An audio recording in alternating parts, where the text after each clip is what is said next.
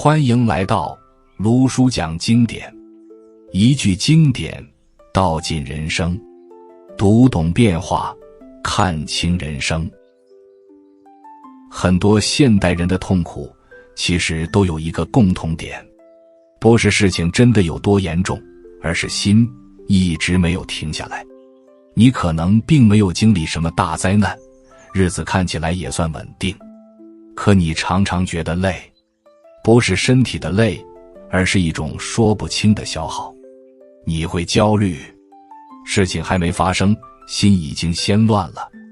你会讨厌一些人，没有真正的冲突，可只要想到对方，情绪就会悄悄绷紧。你会委屈，明明已经很努力，却总觉得没人真正理解你。你会忍不住想控制关系，控制结果，控制别人不要出问题。然后在夜深的时候，你又开始愧疚，觉得自己是不是太敏感，是不是不够宽容，是不是修行太差。你表面很正常，可心里一直在打转。如果你有这样的状态，我想先告诉你一件事，你并不是一个情绪太多的人，你只是活在一个太容易让人心乱的时代。而佛陀其实早就看见了这种状态，只是那时候他不叫现代情绪，而叫心不安住。我先给你讲一个故事。这个人是个30多岁的上班族，工作不算差，家庭也还过得去。可他每天醒来，第一件事不是期待，而是担心。担心事情会不会出错，担心别人怎么看他，担心自己有没有做得不够好。他习惯把一切提前想好，可越想心越乱。他发现自己已经很久没有真正放松过。有一次他在地铁里忽然感到一阵心慌，不是因为发生了什么，而是那一刻他的心突然承受不住了。后来他对我说，我也不知道在怕什么，可就是停不下来。你有没有发现，很多焦虑并不是来自现实，而是来自心一直在往前跑。在佛法里，这种状态很清楚。佛陀从来没有说过未来本身会伤人，真正伤人的是心住在未来。阿含经里有一句话，人若逐境，心不得安。意思并不复杂，当你的心不停追着外境跑，它自然安不下来。现代人的焦虑很多时候不是事情多，而是心没有一个可以停靠的地方。再给你讲第二个故事。这个人是一位母亲，她很爱孩子，也很负责，孩子的一举一动她都放在心上。成绩不好她担心，情绪低落她紧张。她总觉得如果自己不盯紧一点，孩子就会出问题。可慢慢的她发现一件事，孩子越来越抗拒她，她自己也越来越累。她不是不想放松，而是不敢。她心里一直有个声音，如果我不管，是不是就不负责任？如果我放手，是不是就是不爱？这种矛盾让她长期活在一种隐隐的委屈里。她付出很多，却得不到回应。她开始控制，又开始自责。这正是很多现代人同时拥有的状态，一边焦虑，一边愧疚，一边想掌控，一边觉得自己不好。在佛陀的眼中，这并不是爱得太深，而是心被恐惧牵着走。佛陀从来没有否定情绪，他从不说你不该焦虑，你不该讨厌，你不该委屈。他只是在提醒一件事，当你被情绪拉着走，你就已经不在当下了。法句经里说，心为法本，心遵心始。意思是，所有你感受到的世界都从这颗心开始。当心乱了，世界就乱了。当心紧了，关系就紧了。现代人最大的误会不是情绪太多，而是以为情绪需要马上解决。于是你分析，你压抑，你告诉自己要看开，可情绪并不会因此消失，它只会换一种方式继续存在。佛陀真正关心的从来不是你有什么情绪，而是你和情绪之间的关系。你是在看着它，还是被它拖着走？这一点决定了你是清醒还是消耗。接下来佛陀要慢慢带你看清，焦虑、讨厌、委屈、控制、愧疚并不是5个问题，它们其实都来自同一个地方。当你真正看见这一点，你会发现，原来情绪不是敌人，只是你太久没有好好安住过这颗心。你有没有发现，在所有情绪里，最让人不安的往往不是焦虑，而是讨厌。因为焦虑，你还可以对自己说一句忍一忍就过去了，可讨厌一个人，你连理由都不太敢说出口。你会觉得自己不够善良，不够修行，不够慈悲。你明明什么都没做，心里却已经开始责备自己。可佛陀从来没有说过讨厌是错的。真正的问题从来不在于你有没有讨厌的情绪，而在于你是怎么对待它的。我先讲一个很真实的故事。有一个人，他在公司里遇到一位同事，这个人不算坏，也没有真正伤害过他。可每一次开会，只要那个人一说话，他心里就会不舒服。他说不上来为什么，不是观点冲突，也不是利益问题，就是一种本能的排斥。他试过说服自己，对方也没怎样。别那么小气，修行的人不该这样。结果呢，越压越烦。后来他对我说一句话，我连讨厌别人的资格都没有了吗？你看，很多痛苦不是情绪本身，而是你对情绪的否定。在佛法里，情绪本身从来不是罪。佛陀看得很清楚，讨厌其实是一种防卫，是心在告诉你有某个地方它不安。阿含经中有一句话，不护诸根，心随境转。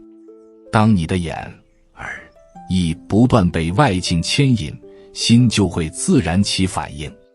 这个反应不是你设计的，它是累积的结果。所以佛陀并不急着要你马上放下，他只是问你一件事，当讨厌出现的时候，你有没有看见它，还是立刻跟着它走？现代人最大的问题是，一旦讨厌出现，马上分成2种极端，一种是立刻爆发，翻脸、切断、拉黑；另一种是强行压下，对自己说没事，算了，我忍。看起来不同，可本质一样，都是被情绪牵着走。佛陀给出的从来不是马上原谅，而是先看清讨厌从哪里来。很多人以为自己是讨厌对方这个人，可你仔细看，往往不是。你讨厌的是他身上触动你的那一部分，可能是他的态度让你想起曾经被忽视的感觉，可能是他的强势戳中了你长期压抑的不满，也可能只是你已经很累了，心没有空间了，所以一点点刺激就让你不舒服。佛陀说过一句很重要的话，见法者见因缘，意思是真正清醒的人不是急着判断对错，而是看见因缘如何形成。当你开始这样看情绪，你会发现一件事，讨厌并不要求你马上变成一个好人，它只是提醒你，你的心正在承受什么。可现代人很容易在这里走错一步，你开始要求自己必须不讨厌，你告诉自己要慈悲，要包容，结果呢？你表面忍住了，心却越来越紧，慢慢的，讨厌就会转成委屈，你会觉得为什么总是我让步？为什么我已经这么忍了，对方却一点都没变？你开始觉得不公平，这个时候情绪开始往内收，从讨厌别人变成否定自己。佛陀早就看过这种转化，所以他从来没有叫人压住心，他只教一件事：安住。当心不安住，讨厌、委屈、控制、愧疚都会一一出现。它们不是不同的问题，而是同一颗不安的心换了不同的样子。接下来，我们要走到更深的一层，你会慢慢发现，为什么越是善良的人越容易委屈？为什么越想控制，内心越恐惧？为什么愧疚？常常不是因为做错事，而是因为你太想当一个好人。很多人以为委屈是一种被动的情绪，好像是别人不体谅你，别人不理解你，你才会委屈。可佛陀看得更深，在佛法里，委屈往往不是因为别人，而是因为你心里有一个一定要成立的样子。你希望事情照你心里认定的方式发展，你希望关系维持在你能忍受的平衡，你希望自己永远是那个懂事的、付出的、被需要的人。当现实一点点偏离这个样子，委屈就出现了。我讲第二个故事，有一位母亲，孩子已经长大，她一辈子为家庭付出，习惯了照顾，习惯了操心。孩子做什么，她都想插一句，不是因为她恶意，而是因为她觉得这是爱。可孩子慢慢开始疏远她，说她控制，说她不懂界限，她很难受。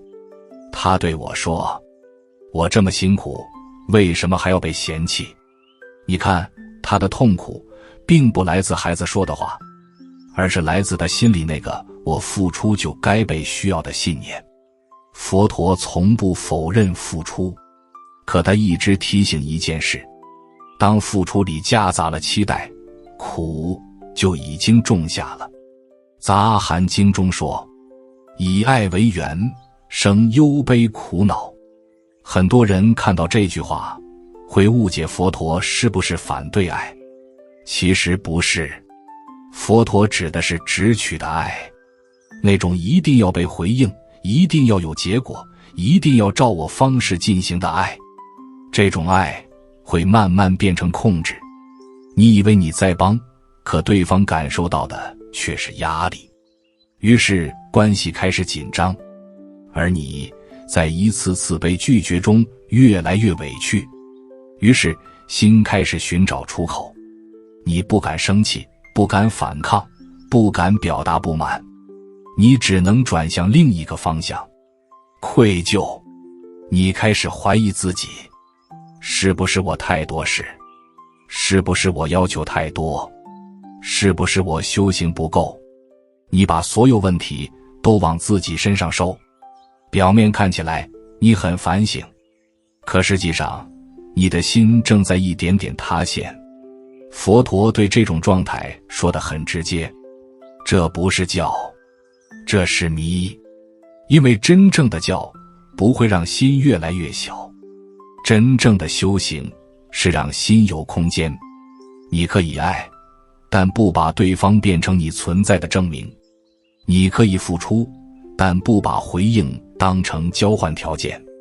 当你看清这一点，你会突然明白，为什么越想控制，内心越焦虑。因为你想掌握的从来不是别人，而是你内心的不安。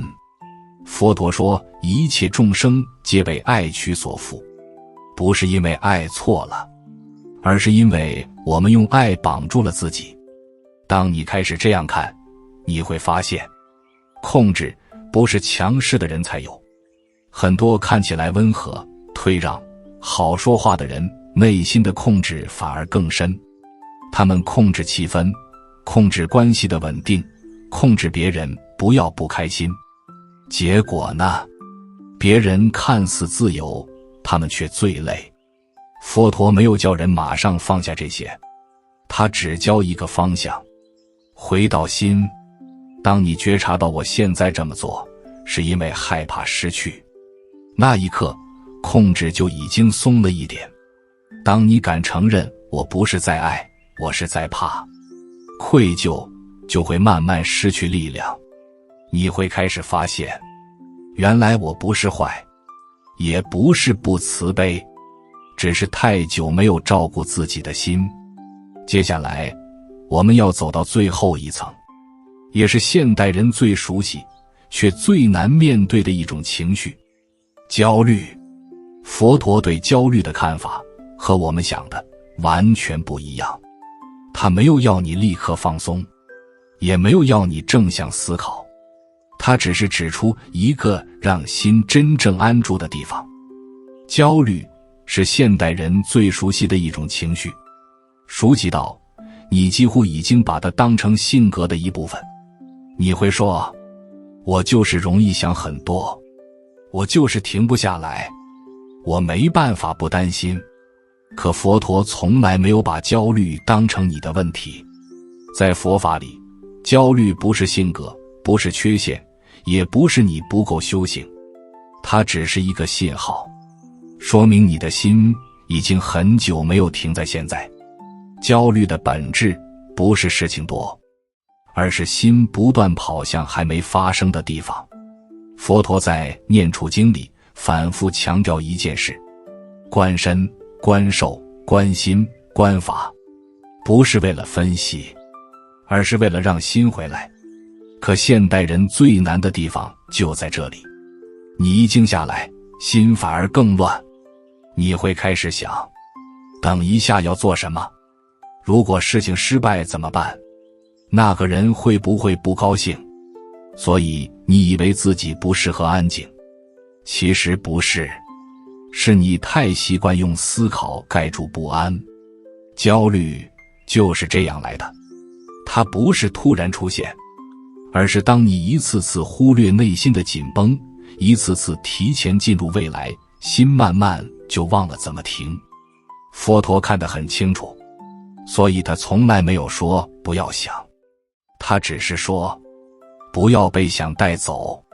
当念头出现，你知道它出现；当担心升起，你看见它升起。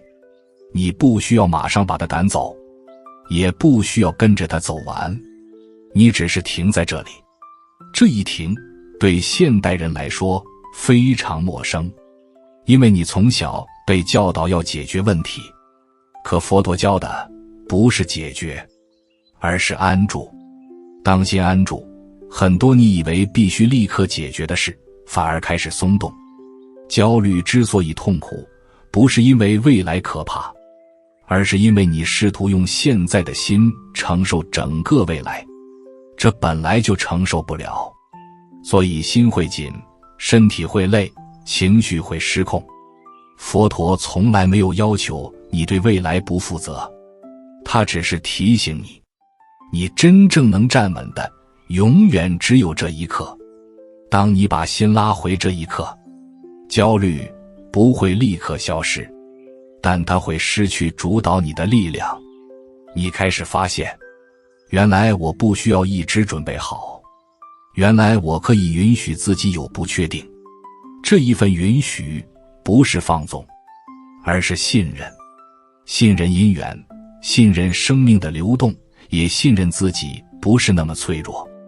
当焦虑慢慢松开，你会回头看见，讨厌不再那么尖锐，委屈不再那么沉重，控制开始失去必要性，愧疚也慢慢变得温柔。你会突然明白，原来这些情绪从来不是要折磨你，他们只是一次次把你带回同一个地方。你的心需要被好好对待。佛陀一生没有教人成为完美的人，他只教人成为清醒的人，清醒地看见情绪，清醒地不跟着情绪走，清醒地知道什么时候该前，什么时候该停。当你走到这里，你会发现，修行不再是人，而是一种越来越柔软却越来越稳的状态。最后，卢叔送你一句话作为这一课的结尾：情绪不是障碍，看不见情绪才是。当你肯停下来照见自己的心，佛陀的智慧就已经在你身上慢慢发生作用。如果这一集对你有所提醒，欢迎订阅卢叔讲经典，并开启小铃铛，让经典的话在你需要的时候再次出现。用经典照见人心，用时间验证智慧。我们下节课再见。